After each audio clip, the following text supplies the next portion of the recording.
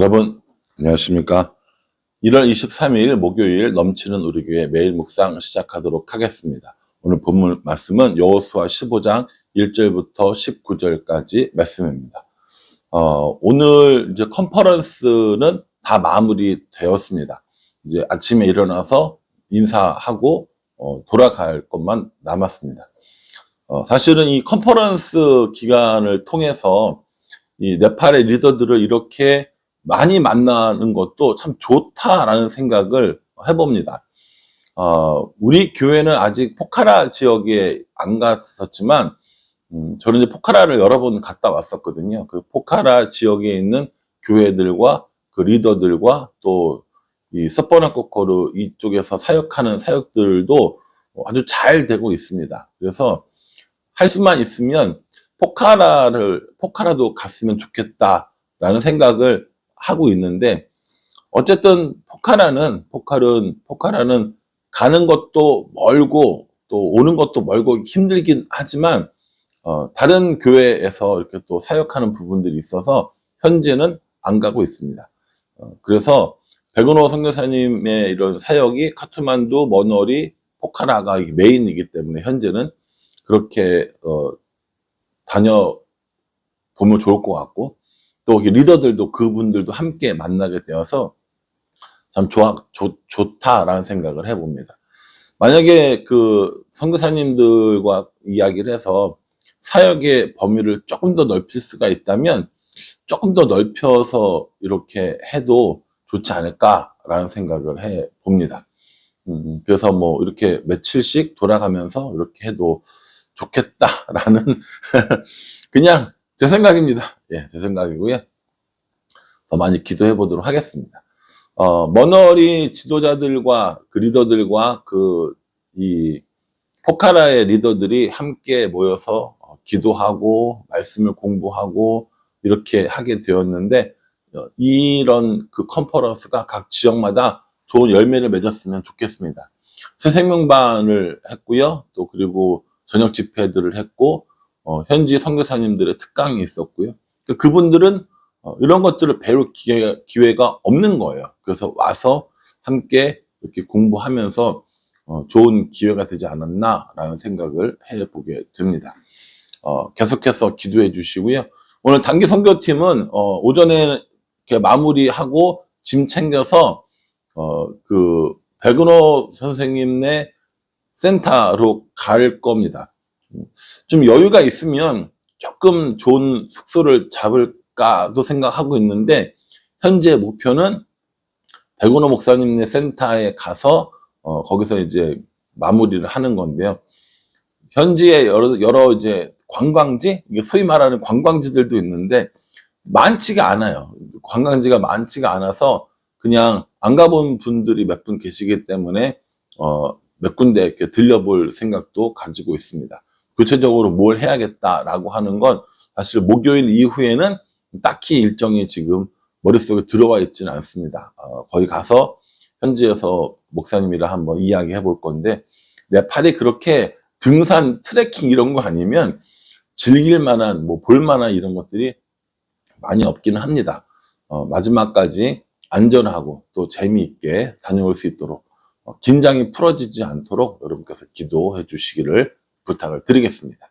오늘 우리가 읽은 이 본문 말씀은 좀 어렵습니다. 왜 어렵냐면 우리 머릿속에 없어요. 이 내용이 머릿속에 들어와 있지 않아요. 땅 분배에 관한 것들이거든요. 여러분, 이스라엘의 어느 지명하면 어디쯤인지 대충 다 아십니까? 사실 저도 잘 모르거든요.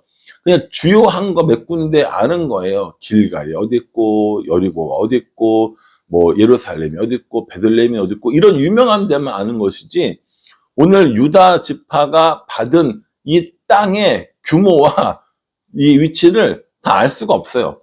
그래서 굉장히 어려운데, 여러분들 기본적으로 그래도요, 앞으로 여호수아를 쭉 묵상하려면 이스라엘 사람들이 어떻게 땅을 나눠 가졌는지 요것만 기본적으로 알아도 굉장히 성경을 읽기가 좀 수월하다라고 생각하시면 될 것 같아요.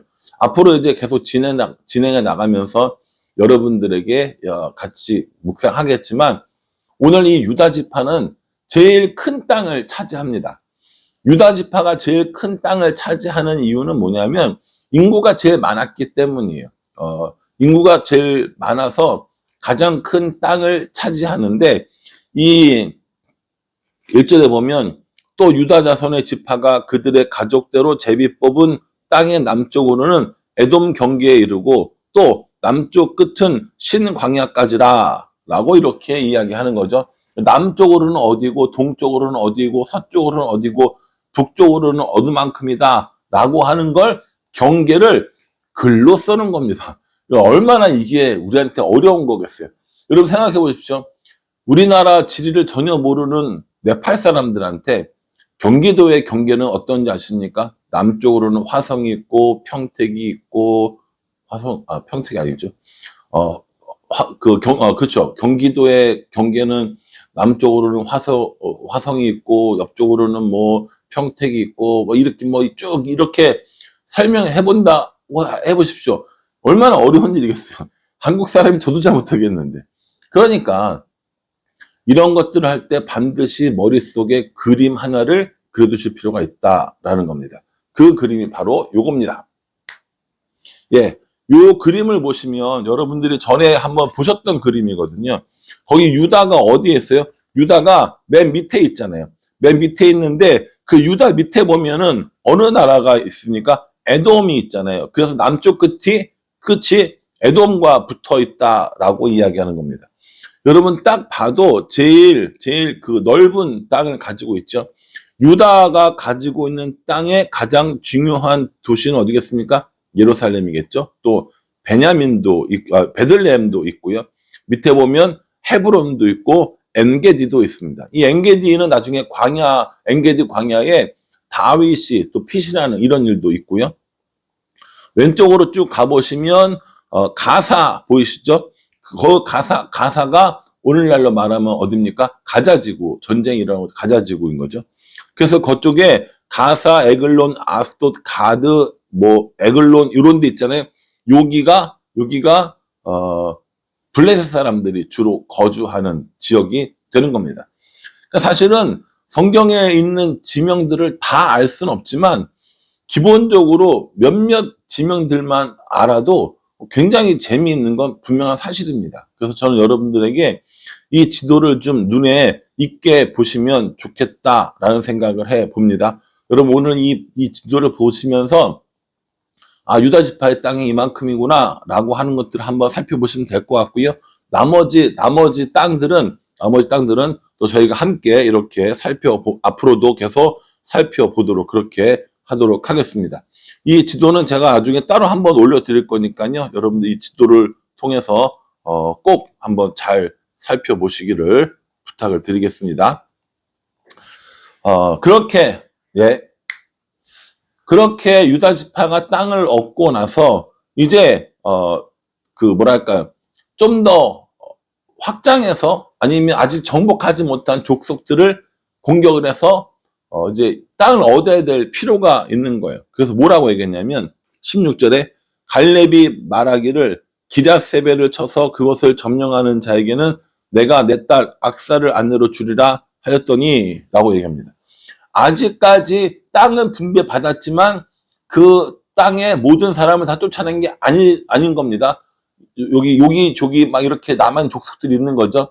그래서 그 땅을 다 차지하기 위해서 여기를 이렇게 하면 내 딸 주겠다라고 얘기했는데 누가 나섰냐면은 17절에 갈렙의 아우 그나스의 아들인 온니엘이 그것을 점령함으로 갈렙이 자기 딸 악사를 그에게 아내로 주었더라 이렇게 얘기합니다.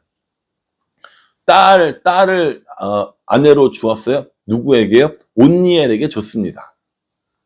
성경을 좀 읽어보신 분들이라면 온니엘? 많이 들어본 이름인데 라고 이야기하실 텐데 이 온니엘이 바로 이스라엘의 최초의 사사가 되는 사사기에 나오는 그 온니엘이 맞습니다. 그러니까 갈렙의 동생 이름이 그나스, 그 그나스의 아들 온니엘인 거죠.